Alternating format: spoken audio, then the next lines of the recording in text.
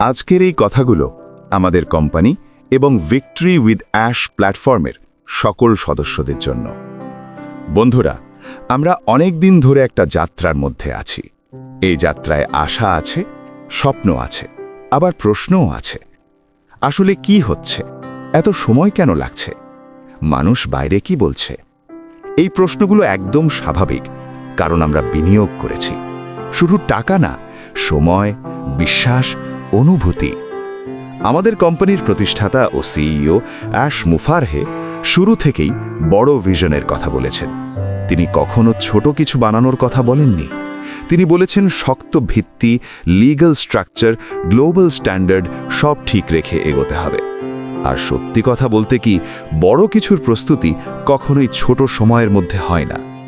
এখন বাস্তবতা কি? বাস্তবতা হলো আমরা এমন একটা প্রজেক্টের অংশ যেটা শুধু একটা প্রোডাক্ট না, এটা একটা সিস্টেম, একটা ইকোসিস্টেম। এখানে টেকনোলজি, মার্কেটিং, কমপ্লায়েন্স, আন্তর্জাতিক নিয়ম সব কিছু জড়িত। এই জায়গায় তাড়াহুড়ো করলে সাময়িক আনন্দ পাওয়া যায়, কিন্তু দীর্ঘমেয়াদের সমস্যা তৈরি হয়। মুখে বলা সহজ, কিন্তু করা কঠিন। মানুষ কি ভাবছে? কেউ বলছে এতদিন হয়ে গেল, এখনো পুরোগতি দেখা যাচ্ছে না কেন? কেউ হতাশ, কেউ সন্দেহ করছে, আবার কেউ চুপচাপ পর্যবেক্ষণ করছে। আমাদের এটাও বুঝতে হবে, বাইরে যারা আছে তারা ফলাফল দেখে বিচার করবে, কিন্তু আমরা যারা ভেতরে আছি, আমাদের দায়িত্ব হলো পুরো চিত্রটা বোঝা। প্রতিটি আপডেট, প্রতিটি মুভ, এগুলো সময় নিয়ে তৈরি হচ্ছে। ভিক্টরি উইথ অ্যাশ প্ল্যাটফর্ম তো আছেই। এই প্ল্যাটফর্ম আমাদের শুধু তথ্য দেয় না, মানসিক শক্তিও দেয়। এখানে আমরা শিখি, বিজয় মানে শুধু টাকা না, মানসিক স্থিরতাও। সত্যি কথা বলতে গেলে দেরি হওয়া মানেই ব্যর্থতা না। অনেক সময় দেরি মানে ভিত আরও মজবুত করা। বড় বিল্ডিং বানাতে গেলে প্রথমে নিচে অনেক কাজ হয়, যা বাইরে থেকে দেখা যায় না, কিন্তু সেই অদৃশ্য কাজটাই একদিন দৃশ্যমান শক্তিতে পরিণত হয়। এখন আমাদের কি করা উচিত? প্রথমত, আবেগ দিয়ে সিদ্ধান্ত না নেওয়া। দ্বিতীয়ত, অফিসিয়াল তথ্য ছাড়া গুজবে কান না দেওয়া। তৃতীয়ত, এই সময়টাকে নিজের উন্নতির জন্য ব্যবহার করা।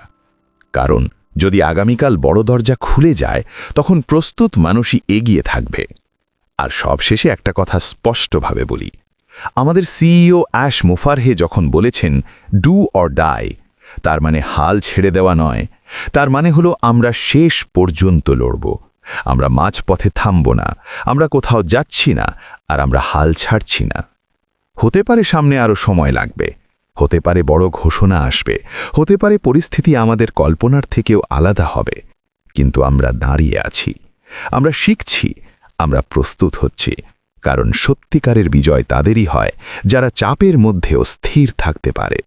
ধৈর্য রাখুন, নিজেকে প্রস্তুত রাখুন, আর মনে রাখুন, আমরা কোথাও যাচ্ছি না, আমরা শেষ পর্যন্ত থাকব। ধন্যবাদ।